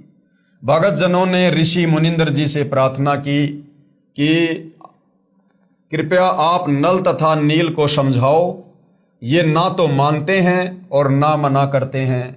हम मना करते हैं तो रोने लग जाते हैं, हमारी तो आधी भी वस्तुएं वापस नहीं लाते। ये नदी किनारे सत्संग में सुनी भगवान की चर्चा में मस्त हो जाते हैं और वस्तुएं डूब जाती हैं। मुनिंद्र साहिब ने 1-2 बार तो उन्हें समझाया, वे रोने लग जाते थे कि साहिब हमारी ये सेवा ना छीनो। सतगुरु मुनिंदर साहिब ने कहा, बेटा नल तथा नील खूब सेवा करो, आज के बाद आपके हाथ से, क्या कहा मुनिंदर रूप में कबीर परमात्मा जी ने, ध्यान से सुनना भाई और बहनों, हमने जो उल्टी सीधी ये कथाएं सुनी हुई हैं, अब हमें वो वास्तविक कथा सुनने का सौभाग्य मिल रहा है। क्या कहा कबीर परमात्मा ने नल और नील को, ये आज के बाद आपके हाथ से कोई भी वस्तु, चाहे पत्थर या लोहा भी क्यों ना हो, जल में नहीं डूबेगी। मुनिंदर साहिब ने उनको ये आशीर्वाद दे दिया कि चाहे लोहे की वस्तु हो, चाहे पत्थर ही क्यों ना हो, तुम्हारे हाथ से जो जल में छोड़ा जाएगा, कोई भी वस्तु जल में नहीं डूबेगी, वो वहीं तैरती रहेगी। अब गुरुदेव भगवान कह रहे हैं कि आपने रामायण सुनी है। एक समय की बात है कि सीता जी को रावण उठाकर ले गया। भगवान राम को पता भी नहीं कि सीता जी को कौन उठा ले गया। श्री रामचंद्र जी इधर उधर खोज करते, हनुमान जी ने खोज करके बताया कि सीता माता लंकापति रावण यानी राक्षस की कैद में है। पता लगने के बाद भगवान राम ने रावण के पास शांति दूत भेजे तथा प्रार्थना की कि सीता लौटा दे, परंतु रावण नहीं माना। युद्ध की तैयारी हुई। तब समस्या ये आई कि समुद्र से सेना कैसे पार करें।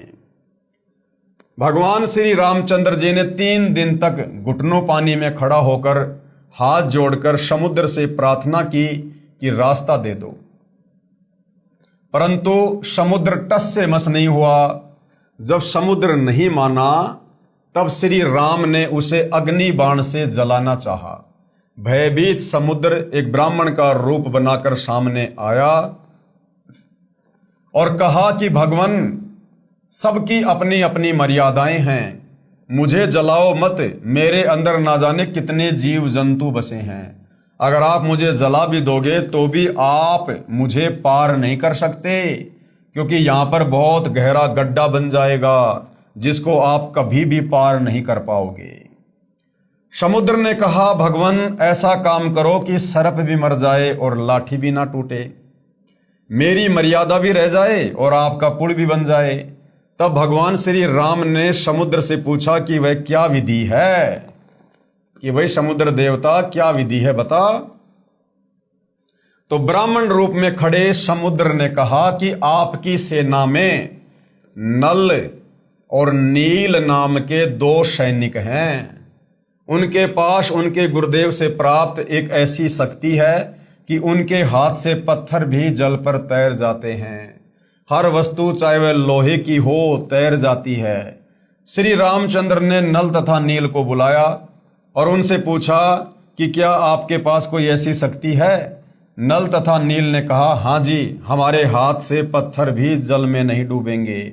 श्री राम ने कहा कि परीक्षण करवाओ, यानी उसकी मुझे छोटी सी परीक्षा दो। उन नादानों ने, नल और नील ने सोचा कि आज सबके सामने तुम्हारी बहुत महिमा होगी। नल और नील में अहंकार छा गया कि समुद्र पर पुल बनाने में रामचंद्र भी फेल हो गया, लक्ष्मण भी फेल हो गया, जामवत, अंगत, हनुमान, सुग्रीव, और आज हमारी महिमा बन जाएगी।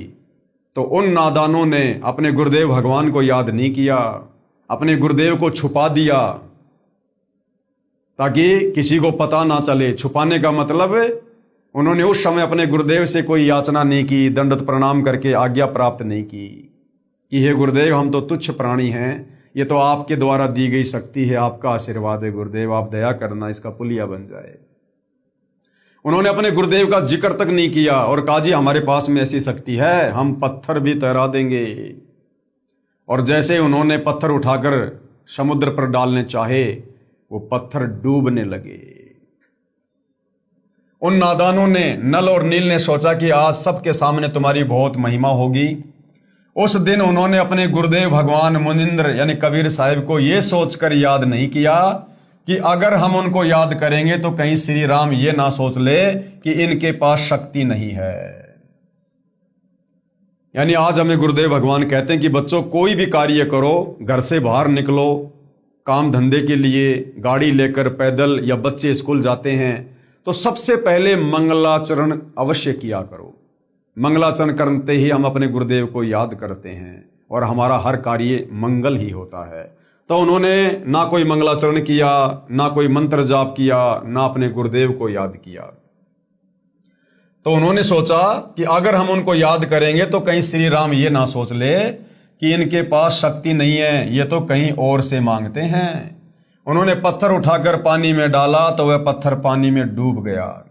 नल तथा नील ने बहुत कोशिश की, कई बार कोशिश की, परंतु उनके पत्थर नहीं तैरे, क्योंकि कबीर परमेश्वर ने, जो मुनिंद्र ऋषि के नाम से थे, उन्होंने शक्ति वापस ले ली। तब भगवान राम ने समुद्र की ओर देखा, मानो कहना चाह रहे हो कि आप तो बहुत झूठ बोलते हो, इनमें तो कोई शक्ति नहीं है। समुद्र ने कहा, नल नील, आज तुमने अपने गुरुदेव को याद नहीं किया। नादानों, अपने गुरुदेव को याद करो। वे दोनों समझ गए कि आज तो हमने गलती कर दी। उन्होंने सतगुरु मुनिंद्र साहिब जी को याद किया। सतगुरु मुनिंद्र यानी कबीर साहिब वहां पर पहुंच गए। भगवान रामचंद्र जी ने कहा कि हे ऋषिवर, मेरा दुर्भाग्य है कि आपके सेवकों के हाथों से पत्थर नहीं तैर रहे हैं। मुनिंद्र साहिब ने कहा कि अब इनके हाथ से तैरेंगे भी नहीं, क्योंकि इनको अभिमान हो गया है। सतगुरु की वाणी ये प्रमाण करती है कि गरीब जैसे माता गर्भ को राखे जतन बनाए, ठेस लगे तो क्षीण हो तेरी ऐसे भक्ति जाए। इस भक्ति को हमने मर्यादाओं में रहकर एक सच्चे शिष्य की भूमिका निभाते हुए इस प्रकार से सुरक्षित रखना होता है आत्म कल्याण के लिए, जिस प्रकार वर्षों बाद किसी बहन बेटी को गर्भ रहा हो, प्रेग्नेंट हो, और किस प्रकार से फिर वो अपने बच्चे को अपने गर्भ में सुरक्षित रखती है। खाने पीने में सावधानी, चलने फिरने में सावधानी, उठने बैठने में, काम धंधा करने में, रात्रि को सोने में भी वो करवट लेते समय कितनी सावधानी रखती है, कहीं मेरे बच्चे के ऊपर कोई दबाव ना आ जाए, मेरा बच्चा खराब ना हो जाए। तो कहते हैं जिस प्रकार एक गर्भवती माता अपने बच्चे का ध्यान रखती है और उसको सुरक्षित अपने गर्भ से बाहर निकालती है, इसी प्रकार से हम भक्तों ने भी इस भक्ति को जो हमें गुरुदेव से प्राप्त हुई है, मर्यादाओं का ध्यान रखकर, गुरु वचन का ध्यान रखकर, मान बड़ाई अहंकार से दूर रहकर और आधीन और दास भाव से हमने इस प्रकार से भक्ति को सफल करना होता है। उस दिन के पश्चात नल तथा नील की वह शक्ति समाप्त हो गई। अब रामायण की कथा सुनाते समय हमारे ज्ञानहीन अंधे धर्मगुरु कहा करते थे कि नल और नील ने पत्थर तैरा दिए, जिस कारण से समुद्र पर पुलिया बना था, जबकि भाई और बहनों ये सत्य कथा नहीं है। उस दिन के पश्चात नल तथा नील की वह शक्ति समाप्त हो गई। श्री रामचंद्र जी ने परमेश्वर मुनिंद्र साहिब जी से कहा कि हे ऋषिवर, मुझ पर बहुत आपत्ति आई हुई है, दया करो, किसी प्रकार से ना परले पार हो जाए। जब आप अपने सेवकों को यानी भक्तों को शक्ति दे सकते हो तो प्रभु कुछ रजा करो। मुनिंद्र साहिब ने कहा कि ये जो सामने वाला पहाड़ है, मैंने उसके चारों तरफ एक रेखा खींच दी है, इसके बीच बीच के पत्थर उठा लाओ, वे नहीं डूबेंगे। श्री राम ने परीक्षण के लिए पत्थर मंगवाया, उसको पानी पर रखा तो वह तैरने लग गया। नल तथा नील कारीगर यानी शिल्पकार भी थे। हनुमान जी प्रतिदिन भगवान याद किया करते थे। उसने अपनी दैनिक क्रिया भी साथ रखी, राम राम भी लिखता रहा और पहाड़ के पहाड़ उठाकर ले आता था। नल नील उनको जोड़ जोड़कर उस पुल में लगा देते थे। इस प्रकार पुल बना था, धर्मदास जी कहते हैं। तो भाई और बहनों, आज से पहले हमारे ज्ञानहीन नादान धर्मगुरुओं के द्वारा हमें जो झूठी कथा बताई जाती थी कि नल और नील के हाथ से पानी में पत्थर तैरने लग जाते थे, तो नल और नील पुलिया बनाते समय उन पत्थरों को हाथ से छू दिया करते थे, जिस कारण से वो पुलिया बन गया। तो कोई कहता था कि हनुमान जी उन पत्थरों के ऊपर राम राम लिख दिया करते थे, जिस कारण से पत्थर तैर जाया करते थे। तो ये सारी की सारी झूठी कथा हमें बताई जाती थी। प्रथम बार कबीर परमात्मा अपने पुत्र जोगजीत के रूप में जब तपतशिला पर काल से मिले थे, बहुत सारे एग्रीमेंट हुए थे, जिनमें एक एग्रीमेंट ये भी था, काल ने कहा था कि आप नीचे जाओगे और त्रेता युग में मेरा पुत्र विष्णु नारद जी के श्राप के कारण मृतलोक में जाएगा, कौशल्या के गर्भ से जन्म लेगा और उसको 14 साल का वनवास मिलेगा, और वनवास के दौरान उसकी पत्नी सीता को, जो कि लक्ष्मी का रूप होगी, उसको रावण उठाकर लेकर जाएगा। और रामचंद्र सीता को वापस लाने के लिए समुद्र पर पुलिया बनाना चाहेगा, लेकिन उसका पुल नहीं बन पाएगा। हे परमेश्वर, आप जी त्रेता युग में मेरे बेटे का पुलिया बनवाना। तो अपने उस वायदे के अनुसार त्रेता युग में कबीर परमात्मा मुनिंद्र ऋषि के रूप में आए और अपनी वचन शक्ति से एक पहाड़ के पत्थरों को हल्का किया, जिस कारण से समुद्र पर वो पुलिया बना। अब हनुमान जी सेवक थे, रामचंद्र जी के भगत थे। वो प्रतिदिन अपना राम राम राम राम शब्द का जाप किया करते थे।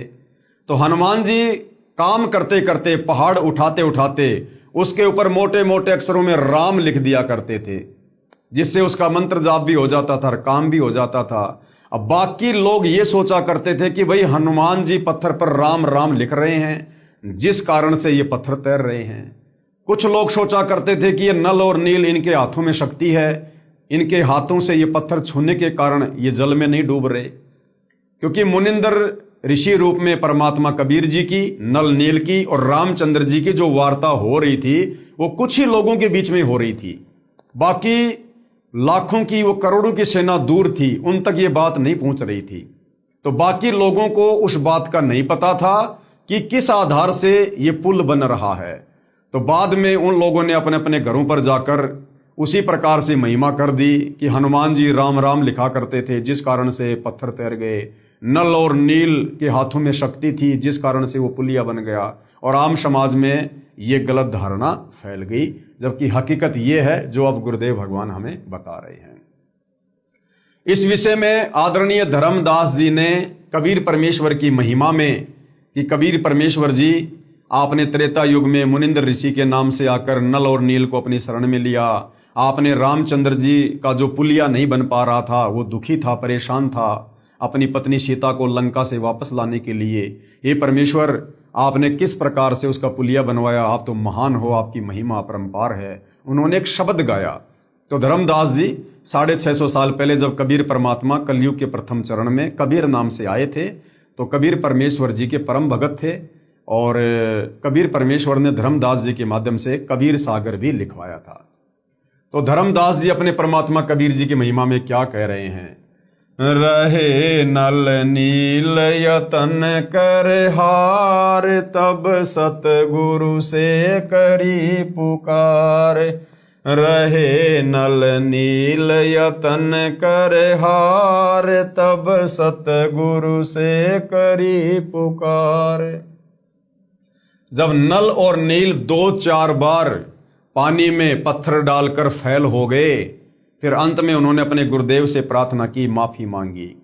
तब वहां मुनिंदर रूप में कबीर परमात्मा जी जो है वो प्रकट हुए। रहे नल नील यतन कर हार, तब सतगुरु से करी पुकार। जा सत रेखा लिखी अपार, सिंधु पर शिला तिराने वाले।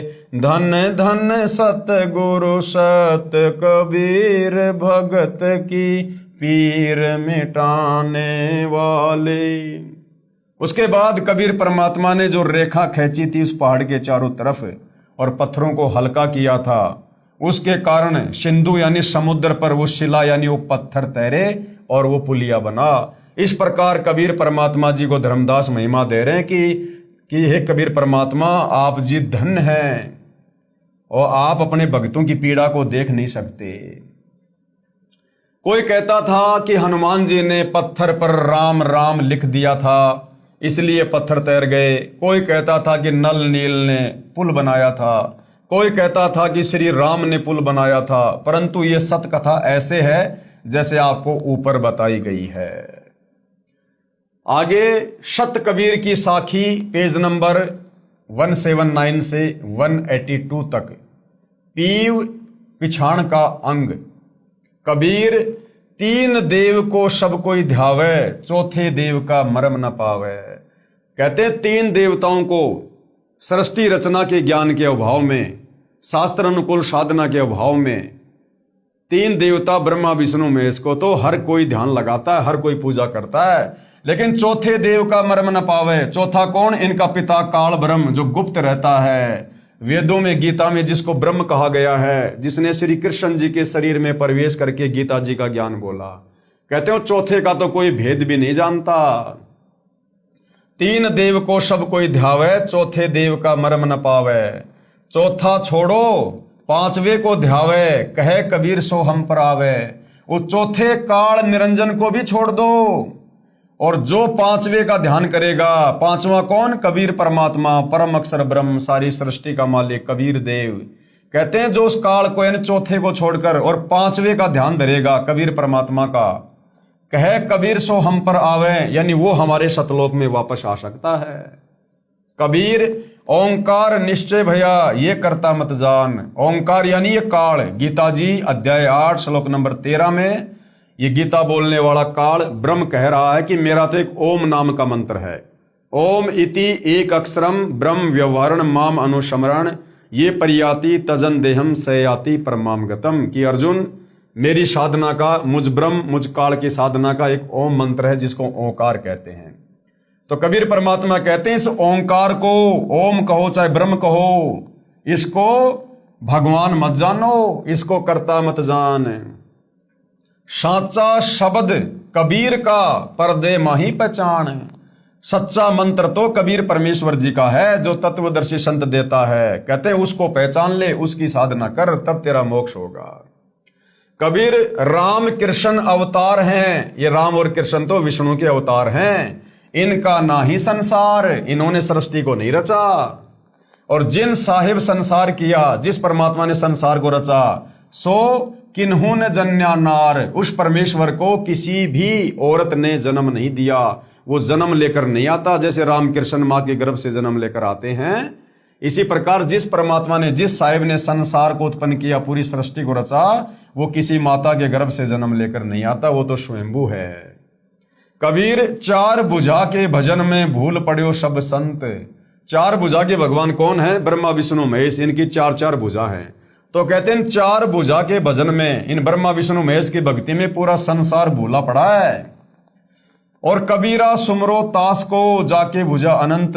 और कबीर परमेश्वर हमें भक्ति समझाने के लिए एक भगत बनकर कह रहे हैं कि मैं कबीर तो उस भगवान की भक्ति करता हूं जिसकी भुजा अनंत है, जो अनंत कोटि कलाओं का स्वामी है।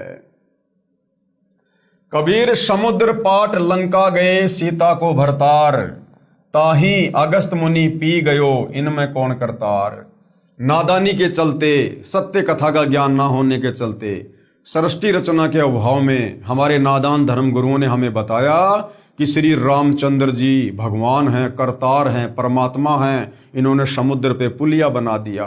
तो परमात्मा कहते हैं वैसे तो तुम्हारी बात सही नहीं है, हकीकत तो वो है जो अभी आपको बताई गई। मुनिंद्र नाम से कबीर परमात्मा त्रेता युग में आए थे और उनके आशीर्वाद से वो पुलिया बना था, पत्थर हल्के हुए थे। लेकिन चलो, जैसा ये लोकवेद है, सुनी सुनाई बातें चल रही हैं कि रामचंद्र जी परमात्मा है, समुद्र पे पुलिया बना दिया, सेना को पार कर दिया। तो कबीर परमात्मा कहते कि नादानो, अगर तुम इसी छोटी सी बात को लेकर श्री रामचंद्र जी को भगवान मानकर बैठे हो कि उन्होंने समुद्र के ऊपर जो है वो पुलिया बना दिया, तो परमात्मा जी कहते हैं कि एक अगस्त नाम का ऋषि था, उसने तो एक घूंट में 7 समुद्रों का पानी पी लिया था सिद्धि से। तो बताओ फिर तुम्हारा राम बड़ा हुआ या फिर वो अगस्त ऋषि बड़ा हुआ? तो इन छोटी मोटी इन सिद्धियों से, खेल खिलौने से कोई भगवान साबित नहीं होता है। समुद्र पाट लंका गयो सीता को भरतार, ताही अगस्त मुनि पी गयो इनमें कौन करतार। फिर कहते हैं गोवर्धन गिरी धार्यो श्री कृष्ण जी और द्रोणागिरी हनुमंत, और शेष नाग सब सृष्टि संहारी इनमें कौन भगवंत।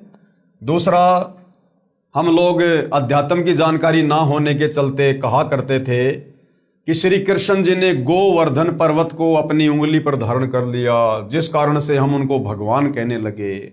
और कहते थे कि हनुमान जी ने द्रोणागिरी पहाड़ को उठा लिया, संजीवनी बूटी सहित द्रोणागिरी पहाड़ को उठाकर लंका ले गए, इसलिए ये भगवान हैं। तो परमात्मा कहते हैं वैसे तो हकीकत कुछ और है। कबीर परमात्मा ने ही श्री कृष्ण जी का रूप बनाकर और गोवर्धन पर्वत को उठाया था, और जो द्रोणागिरी पहाड़ था उसको भी कबीर परमात्मा ने ही हनुमान जी को शक्ति देकर उठवाया था।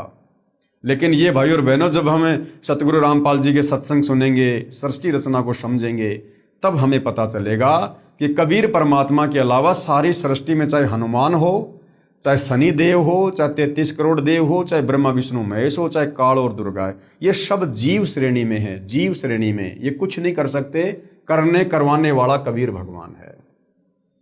तो कहते हैं अगर तुम इसी बात के आधार से श्री कृष्ण जी को भगवान मानकर बैठ गए कि उसने गोवर्धन पर्वत को उठा लिया, हनुमान जी ने द्रोणागिरी पहाड़ को उठा लिया, और फिर तुम ही लोग कहते हो कि शेष नाग के सिर के ऊपर पूरी पृथ्वी रखी हुई है, तो बताओ फिर वो शेष नाग बड़ा हुआ या तुम्हारा हनुमान और श्री कृष्ण बड़ा हुआ?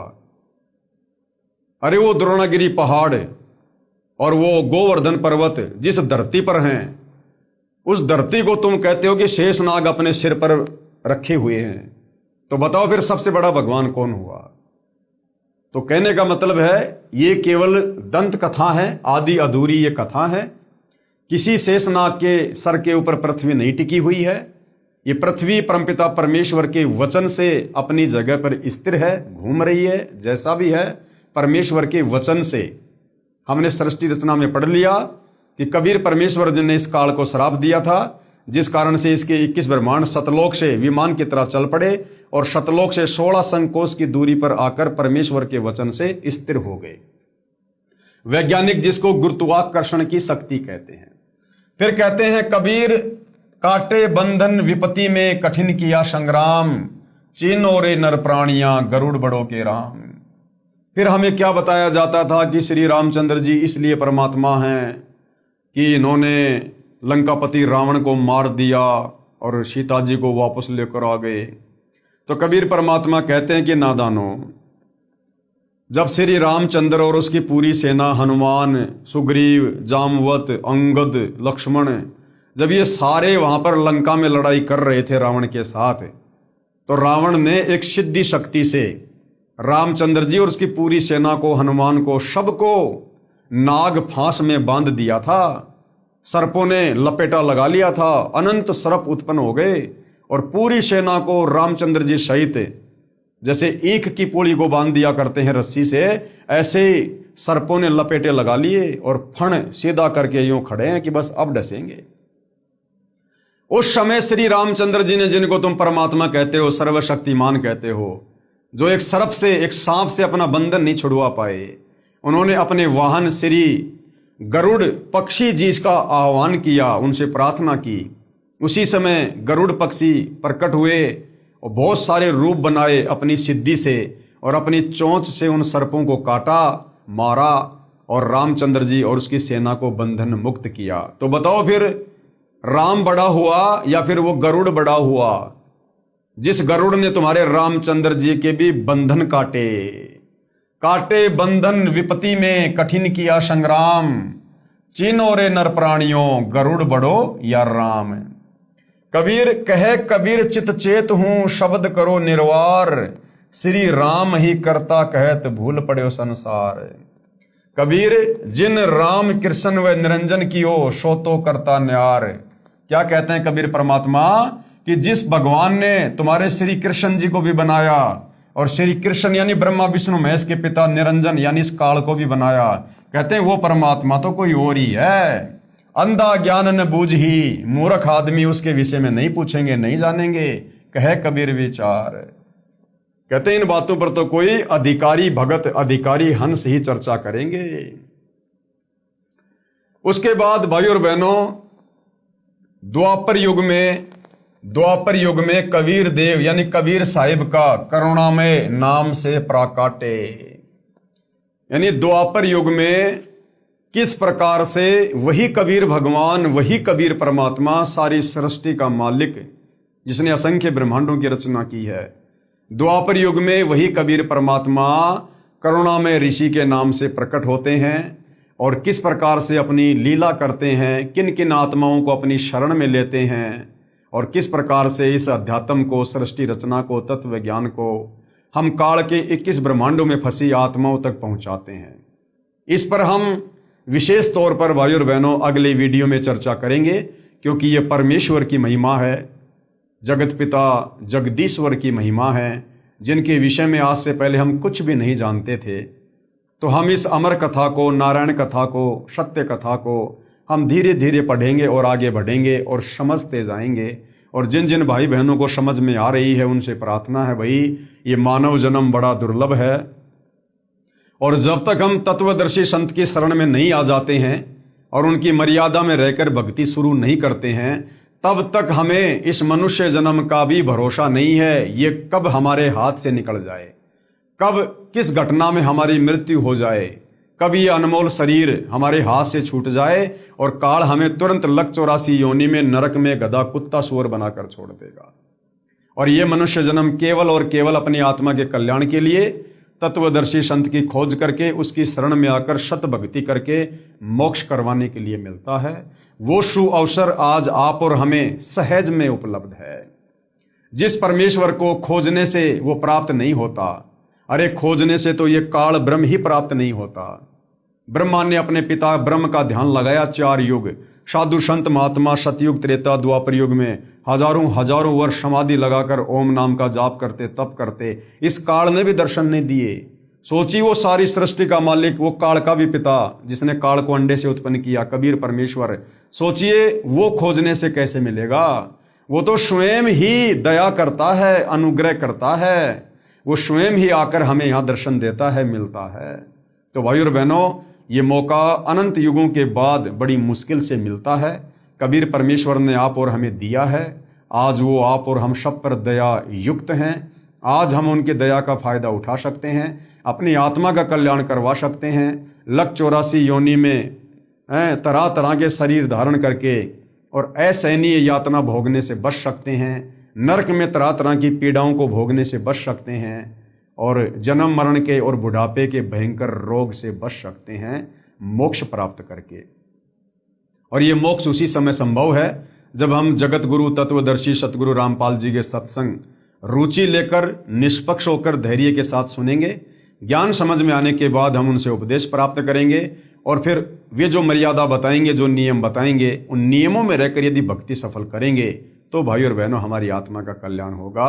ये जन्म जन्मांतरों का कष्ट हमारा कटेगा जो हम इस काल के 21 ब्रह्मांड रूपी जेल में काट रहे हैं। तो भाई और बहनों, आज की वीडियो में केवल इतना ही। यदि ज्ञान समझ में आ रहा है तो सतगुरु रामपाल जी से अविलंब नाम उपदेश लें और अपनी आत्मा का कल्याण करवाएं। तो आज की वीडियो में केवल इतना ही, बाकी चर्चा हम कल करेंगे परमेश्वर की महिमा में।